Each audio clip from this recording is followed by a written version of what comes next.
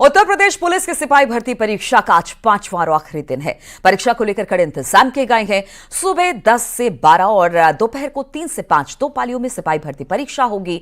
Uttar Pradesh police में सिपाहियों के 60,244 पदों के लिए 48 लाख से अधिक युवाओं ने आवेदन किया था।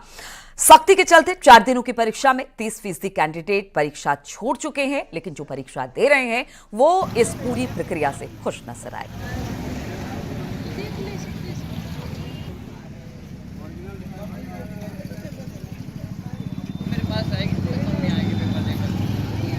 और इसी पर बातचीत करने के लिए लखनऊ से नितिका दीक्षित, गोरखपुर से रामगोपाल द्विवेदी, मुजफ्फरनगर से विनेश पवार, भदोही से दिनेश पटेल हमारे साथ जुड़ गए हैं। सबसे पहले लखनऊ ही चलते हैं नितिका के पास। नितिका, आज जो पुलिस भर्ती परीक्षा है उसका 5वां और आखिरी दिन है। आज के लिए किस तरह की तैयारी है ताकि अंतिम दिन भी पूरी तरह से चाक चौबंद तरीके से, सतर्क तरीके से परीक्षा कराई जा सके?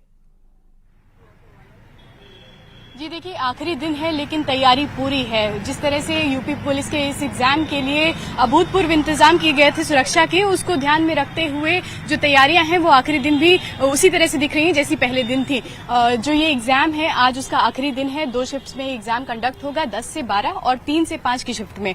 इसके लिए सुरक्षा के पुख्ता इंतजाम किए गए थे क्योंकि इससे पहले पेपर लीक की घटना हुई थी। इसके बाद में ये एग्जाम दोबारा से कंडक्ट कराया जा रहा है। तो पुलिस, एसटीएफ, एटीएस, एलआईयू सभी की जो संदिग्ध हैं उन पर लगातार नजर बनी हुई है। हम इस वक्त लखनऊ के नेशनल पीजी कॉलेज में हैं, जहां पर जो कैंडिडेट्स हैं उनकी लगातार एंट्री हो रही है। ये जो एंट्री गेट है यहां से एंट्री हो रही है। यहां पर डॉक्यूमेंट्स चेक हो रहे हैं। 3 लेयर का जो सिक्योरिटी चेक है वो हो रहा है। जो प्रतिबंधित आइटम्स हैं, जो इलेक्ट्रॉनिक गैजेट्स हैं या ज्वेलरी आइटम्स हैं, उनके लिए मना किया गया था। तो जो कैंडिडेट्स उनके साथ आ रहे हैं उनके वो आइटम्स उनके परिजनों को वापस देने के लिए कहा जा रहा है। तो यहाँ पर आप देखेंगे जो राखी का अलावा है वो भी यहाँ पर निकाले गए हैं। तो सिक्योरिटी चेक के लिए जिस तरह से इंस्ट्रक्शंस दिए गए थे उन इंस्ट्रक्शंस को फॉलो करते हुए जो पुलिस भर्ती की परीक्षा है उसमें सख्ती से पूरी सुरक्षा व्यवस्था बिल्कुल, तो पूरी सुरक्षा व्यवस्था बरती जा रही है। आज आखिरी दिन है, किसी तरह की कोई चूक ना हो इसलिए सब कुछ किया जा रहा है। रामगोपाल भी गोरखपुर से हमारे साथ है।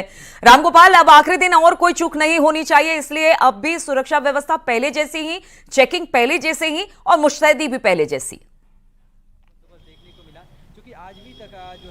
बिल्कुल, और इस बार की जो परीक्षा है वो इतनी चाक चौबंद रही कि कोई भी अवांछित तत्व यहाँ पे इर्द गिर्द मरनाने की कोशिश नहीं कर पाया। और अगर हम इन 5 दिनों की परीक्षा की बात करें तो जो पहले 3 दिन हुए, उन पहले 3 दिनों में शुरुआती पहले दिन कुछ कोशिश हैकरों ने की, कुछ कोशिश ठगों ने की।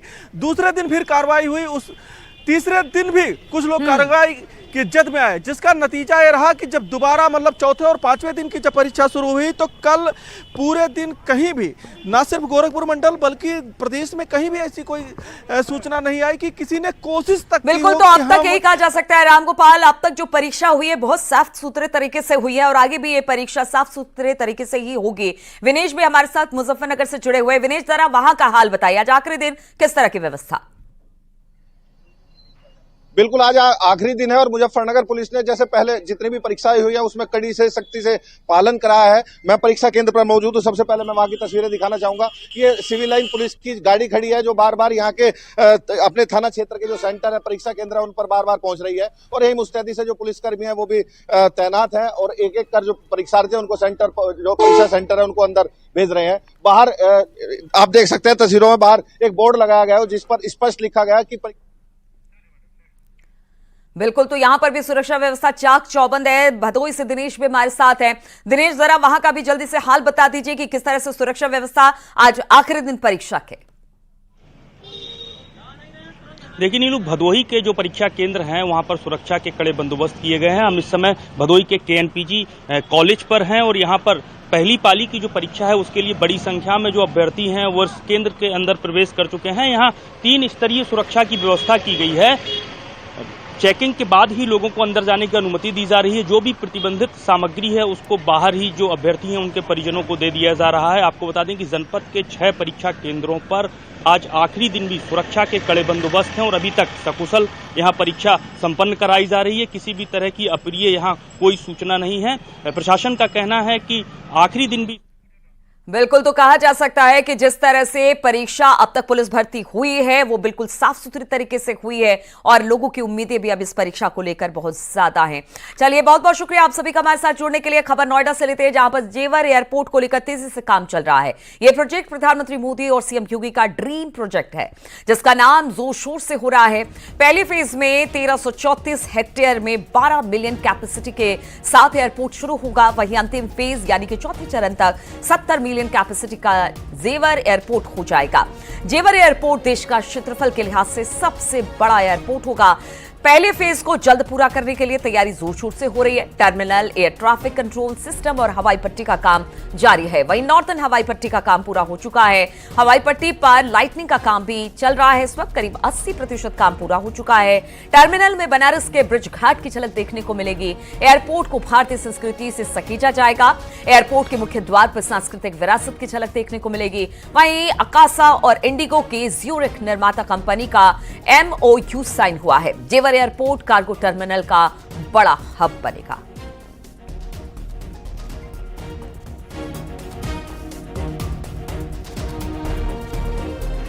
देखो, ये सबसे एक्साइटिंग बात है और इसके पीछे ना बहुत काम है। जैसे कि आप देख ही रहे हो, ये सिर्फ 2 साल की पीरियड का कंस्ट्रक्शन है, राइट। सो आप मान ही सकते हो कि हमने जो दिल जान लगा के यहाँ पे रात दिन एक किया हुआ है इस एयरपोर्ट को बनाने के लिए। तो हमारे लिए पहले पैसेंजर को देखने की बहुत खुशी है। मैं तो वेट करती हूँ ऐसी मोमेंट्स के लिए कि ऐसा टाइम आए कि फ़्लाइट आए और पहला पैसेंजर हो। शायद कोई पहला बच्चा ही हो, शायद कोई ऐसा ही हो जिसने कभी फ़्लाइट ली ना हो और पहली बार ले रहे हो, शायद कोई हमारे जेवर का ही हो, so it could be many moments of emotions. Narendra Modi और उत्तर प्रदेश के मुख्यमंत्री योगी आदित्यनाथ का ड्रीम प्रोजेक्ट जेवर एयरपोर्ट, इस समय हम वहीं मौजूद हैं और आपको ग्राउंड जीरो से वहां की प्रोग्रेस रिपोर्ट बताएंगे। फिलहाल हम जिस रनवे पर मौजूद हैं यही नॉर्दर्न रनवे है और यहां पर दिसंबर में ट्रायल होना है। मैं कैमरामैन विपिन से कहूंगा आपको तस्वीरें दिखाएं।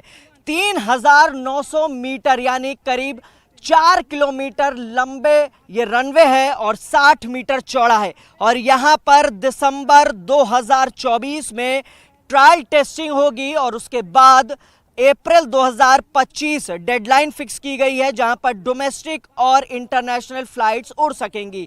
और आप तस्वीरें देखेंगे, एक विशाल काय लंबा रनवे पैच है, साथ ही इसके यहाँ पे किनारे लाइटिंग्स का काम शुरू कर दिया गया है। लाइटिंग्स का 80% काम पूरा कर दिया गया है। इसके अलावा कैमरामैन से मैं कहूँगा आपको ठीक पीछे दिखाए, वहाँ पे आपको टर्मिनल कार्गो दिखाई देगा और यहीं से लॉजिस्टिक यानी जिसकी बात की जा रही थी कि जो बिजनेस को बढ़ावा होगा, जो उत्तर प्रदेश को 1 ट्रिलियन इकोनॉमी बनाएगा, जो प्रधानमंत्री नरेंद्र मोदी की 5 ट्रिलियन इकोनॉमी को पंख लगाएगा, ये वही टर्मिनल है, कार्गो टर्मिनल, जो बनने को जा रहा है और जल्द ही तैयार हो जाएगा। इसके अलावा मैं कैमरामैन से कहूंगा आपको सबसे इंपॉर्टेंट चीज दिखाइए। सामने ATC टावर है यानी एयर ट्रैफिक कंट्रोल टावर, यहीं से फ्लाइट्स का आवागमन, अराइवल, डिपार्चर तय होता है और सबसे महत्वपूर्ण हिस्सा होता है किसी भी एयरपोर्ट का। ठीक हवाई पट्टी से सटा हुआ है ATC टावर, इसका भी काम पूरा हो गया है लगभग और जल्द ही